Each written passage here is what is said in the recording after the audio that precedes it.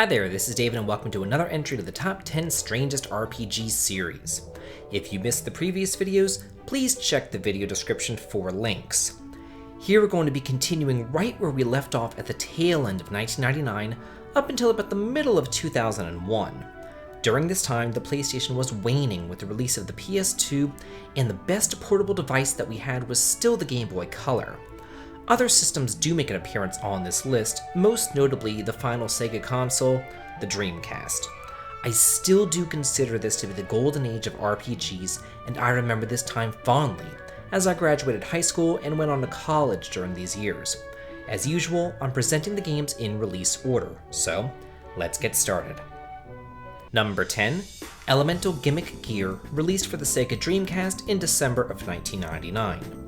Originally developed for the Saturn, but actually released for the Dreamcast, is this unique action RPG in the same vein as A Link to the Past or Alundra.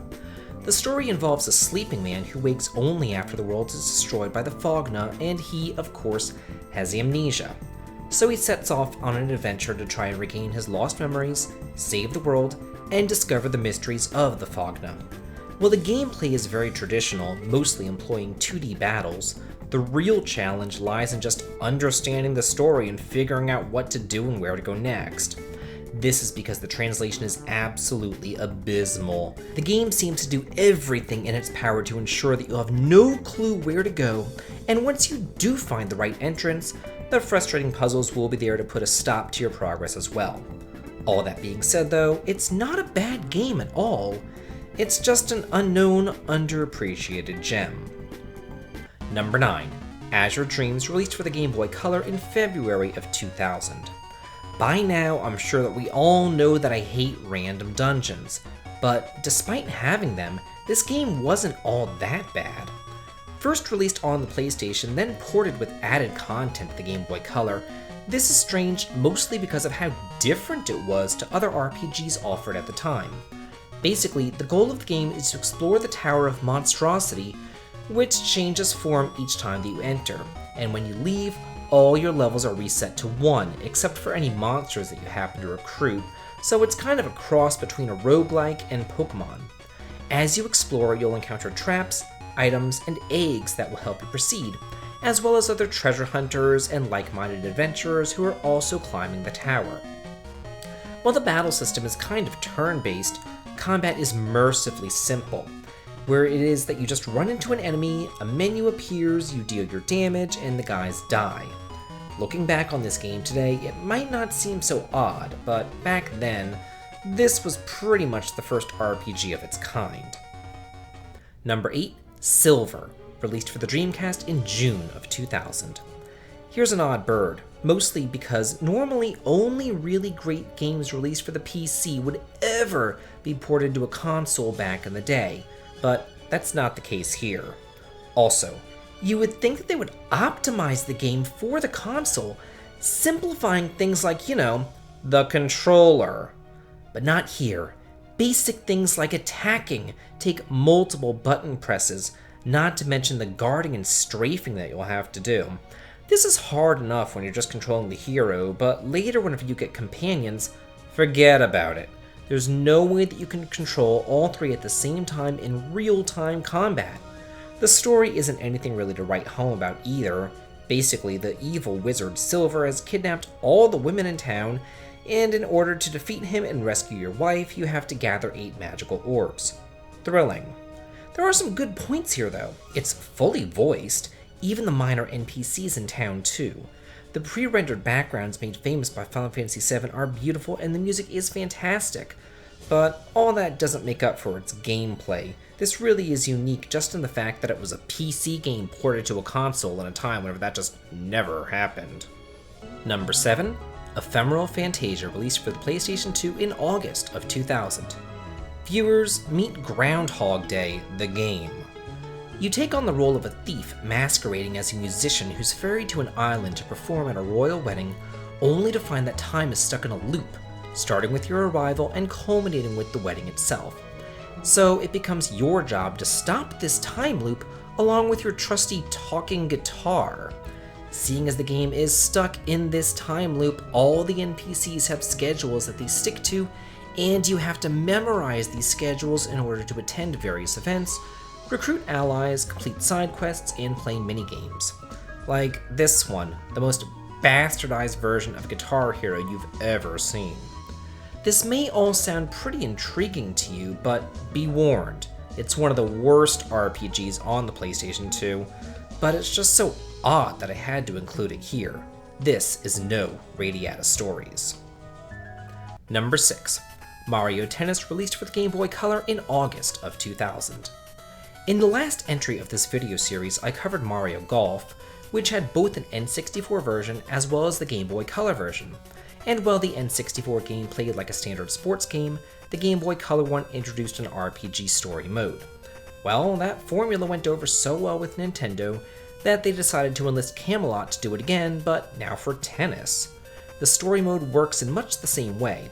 You have a choice of either a male or female protagonist, and you can also choose a partner to work your way through the ranks, playing singles and doubles until you're ready to face the ultimate tennis master himself, Mario and Princess Toadstool.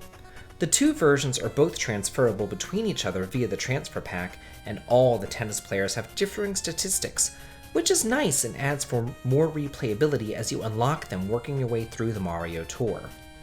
Number 5. Skies of Arcadia released for the PlayStation 2 in November of 2000. I've spoken about this game in length before in many different videos, and for good reason. Tell me another RPG where you get an airship right off the bat. Just when you think the classic RPGs have tried everything, Skies of Arcadia comes along and shatters the mold.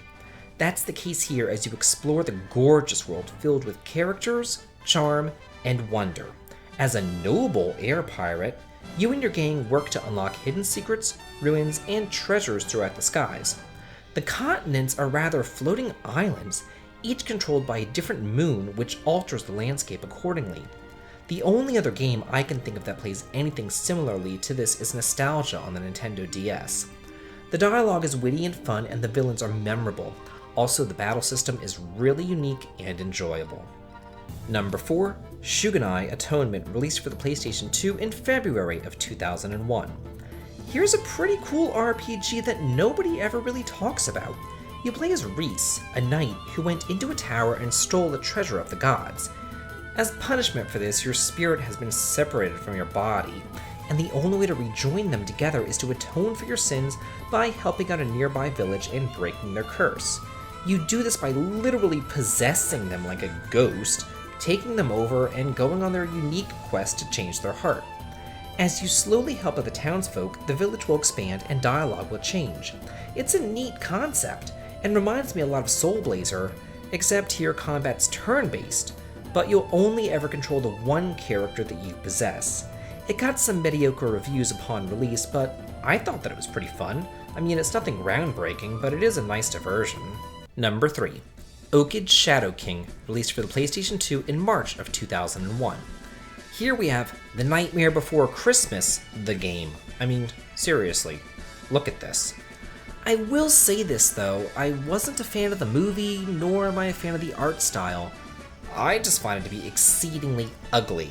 But anyway, the gameplay is light, humorous, and self-deprecating, almost like Earthbound or the South Park RPGs.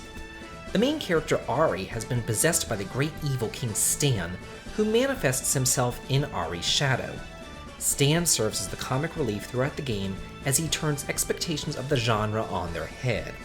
Stan basically wants you to go out and defeat fake evil kings to restore the real evil king Stan's power.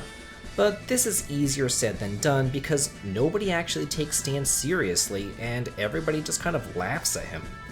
Also, the combat can be challenging, but the real difficulty lies in the game's slow pace and backtracking. I made it pretty far, but this is one that I was actually never able to muster the patience to beat. Number 2, Magination, released for the Game Boy Color in March of 2001. Considering all the hype the game received around its release, I'm kinda surprised that there was never a sequel. Maybe it's because instead of actual turn-based gameplay, they opted for the card battling system like Baten Kaitos or Lost Kingdoms. Yeah, I'm not really a fan of that particular battle system. But anyway, the game is essentially a Pokemon clone where instead of capturing monsters and having them join your party, They instead turn into cards which you use to attack. The plot involves the hero, Tony Jones, who's a boy sent from Earth to the Moonlands, and of course, you're the prophesized savior. The setting is unique and the dungeon design is nice. You're going to be going from a lot of different places, like a forest of mushrooms, riding on the back of a turtle, and flying to a castle in the sky. For a Game Boy Color game, they sure did pack in a full console experience.